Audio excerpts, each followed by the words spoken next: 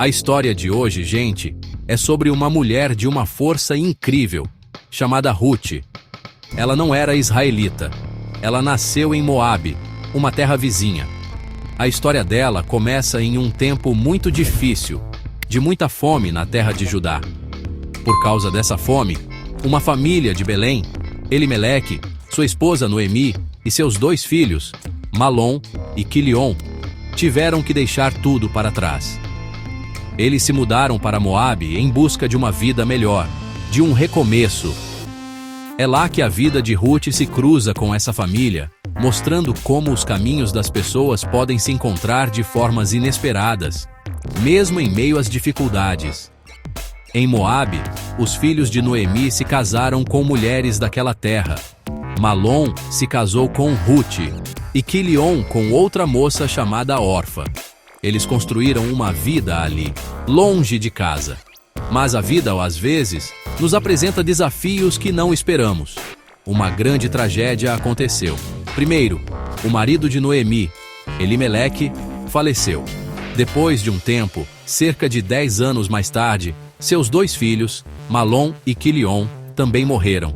Imaginem a dor de Noemi. Ela ficou sozinha, viúva e sem os filhos, em uma terra que não era a sua, apenas com suas 2 noras, que também eram viúvas. É nesse momento de profunda tristeza que a história de lealdade começa. Noemi, sentindo-se desamparada, decidiu que era hora de voltar para sua terra natal, Belém. Ela ouviu dizer que a fome por lá tinha acabado e que Deus tinha abençoado seu povo novamente.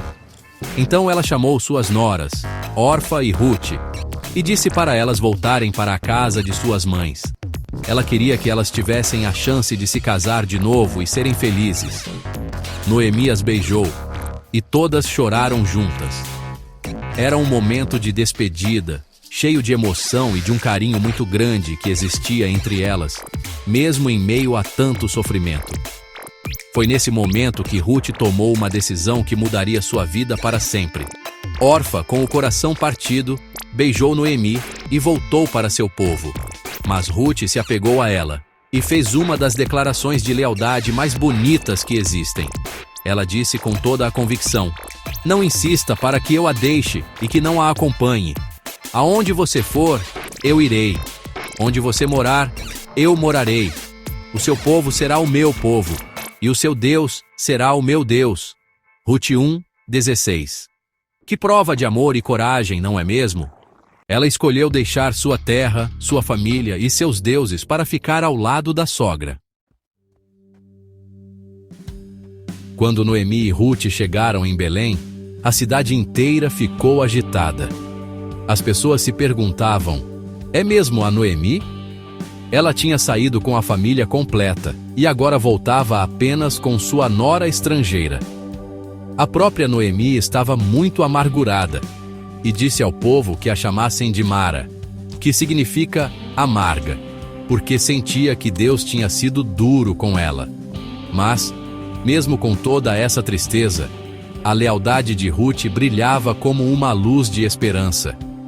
Elas chegaram bem no comecinho da colheita da cevada, um tempo que, culturalmente, representava renovação e provisão para o povo daquela região. Era um sinal de que as coisas poderiam melhorar. Sem ter como se sustentar, Ruth mostrou mais uma vez sua força e proatividade. Naquela época, a lei de Moisés permitia que os pobres e os estrangeiros fossem atrás dos ceifeiros nos campos, juntando as espigas que caíam no chão. Era um trabalho duro e humilde, mas Ruth não teve medo. Ela disse a Noemi que iria aos campos para colher espigas e, assim, conseguir comida para as 2. Essa atitude mostra não apenas sua humildade, mas também um profundo senso de responsabilidade e cuidado com Noemi, que já era mais velha e não tinha condições de fazer esse trabalho pesado sob o sol forte. Ruth foi trabalhar em um campo que, por uma feliz coincidência, ou providência divina, como a história nos mostra, pertencia a Boaz. Ele era um homem rico e influente em Belém, e também um parente próximo do falecido marido de Noemi, Elimeleque. Boaz era conhecido por ser um homem justo e bom. Quando ele chegou ao campo e viu Ruth trabalhando com tanto empenho, ele perguntou aos seus trabalhadores quem era aquela moça. A dedicação dela chamou a atenção, mostrando que a dignidade no trabalho é algo que sempre impressiona e abre portas de maneiras surpreendentes. Ao saber que Ruth era a nora moabita que tinha sido tão leal a Noemi, Boaz ficou comovido. Ele foi até Ruth e a tratou com uma gentileza enorme. Ele disse a ela para não ir a nenhum outro campo e para ficar perto de suas servas, onde estaria segura. Ele deu ordens aos seus trabalhadores para não a incomodarem e até mesmo para deixarem cair de propósito alguns feixes de espigas, para que ela pudesse colher mais. Boaz também a convidou para beber da água que seus servos tiravam e para comer pão com eles. Essa atitude de Boaz foi um ato de bondade extraordinário, um verdadeiro acolhimento. Naquela noite, Ruth voltou para casa com uma quantidade enorme de cevada, muito mais do que se esperaria de um dia de respiga. Noemi ficou impressionada e perguntou onde ela tinha trabalhado para ter sido tão bem tratada. Quando Ruth contou que o campo pertencia a Boaz, o rosto de Noemi se iluminou. Ela explicou a Ruth que Boaz era um de seus parentes mais próximos, um parente resgatador. Na cultura da época, esse parente tinha o direito e o dever de se casar com a viúva de um parente falecido para proteger o nome da família e garantir que a herança continuasse. Era uma esperança que Noemi não tinha mais. Seguindo o conselho de Noemi, Ruth continuou trabalhando nos campos de Boaz durante toda a colheita da cevada e do trigo. Boaz continuou a protegê-la e a garantir que ela tivesse sempre o suficiente. Ele via em Ruth não apenas uma mulher trabalhadora, mas também uma mulher de caráter nobre, como ele mesmo a descreveu. A reputação dela na cidade era de uma pessoa leal, corajosa e dedicada. A história de como ela deixou tudo para trás para cuidar da sogra já tinha se espalhado por Belém, e as pessoas a admiravam muito por isso. Essa admiração de Boaz por Ruth ia crescendo a cada dia. Então, Noemi elaborou um plano. Era um plano ousado, baseado nos costumes daquele tempo. Ela instruiu Ruth a se banhar, se perfumar, vestir sua melhor roupa e, à noite, ir até a eira, o lugar onde Boaz separava os grãos. Ela deveria esperar Boaz comer, beber e se deitar para dormir. Depois, ela deveria se aproximar silenciosamente, descobrir os pés dele e se deitar ali. Era um gesto simbólico, um pedido de proteção e casamento. Era um ato de grande fé e vulnerabilidade, confiando inteiramente no caráter de Boaz e nas tradições de seu povo. Ruth, com sua fé inabalável e confiança em Noemi, fez exatamente como foi instruída. No meio da noite, Boaz acordou assustado e viu uma mulher a seus pés. Ele perguntou: "Quem é você?" E ela respondeu: "Sou Ruth, sua serva. Estenda sua capa sobre mim, pois o Senhor é meu parente resgatador."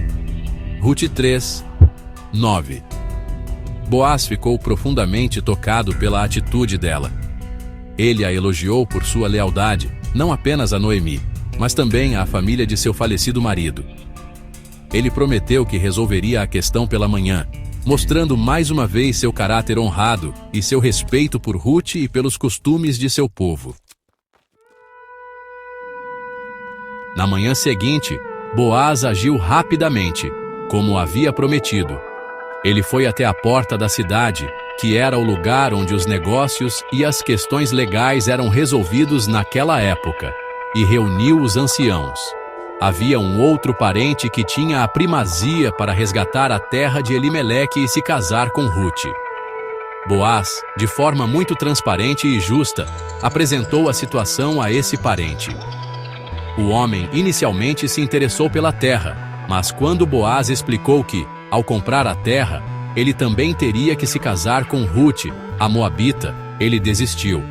Ele temia que isso pudesse prejudicar sua própria herança. Com a recusa do outro parente, Boaz declarou diante de todos os anciãos que ele assumiria o papel de resgatador. Ele compraria a terra de Elimeleque e se casaria com Ruth. Ele fez isso não apenas para adquirir a propriedade, mas para manter o nome do falecido sobre a sua herança. Foi um ato público de compromisso, honra e amor. As pessoas que testemunharam aquilo o abençoaram, desejando que Ruth fosse como Raquel e Lia, que juntas construíram a casa de Israel. O casamento de Boaz e Ruth foi celebrado por toda a comunidade. Um final feliz para uma história que começou com tanta perda. O casamento deles foi abençoado com um filho, a quem deram o nome de Obed. A alegria de Noemi era imensa.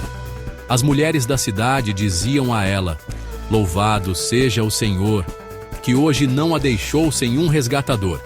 Que o nome dele se torne famoso em Israel. Ele dará novo ânimo à sua vida e a sustentará na sua velhice, pois é filho da sua nora, que a ama, e que é melhor para você do que 7 filhos." Ruth 4, 14 e 15. Noemi, que um dia se sentiu amarga e vazia, agora tinha seu neto nos braços, um símbolo de restauração e de esperança cumprida. E a história de Ruth não termina aí. Ela ganha uma dimensão ainda maior.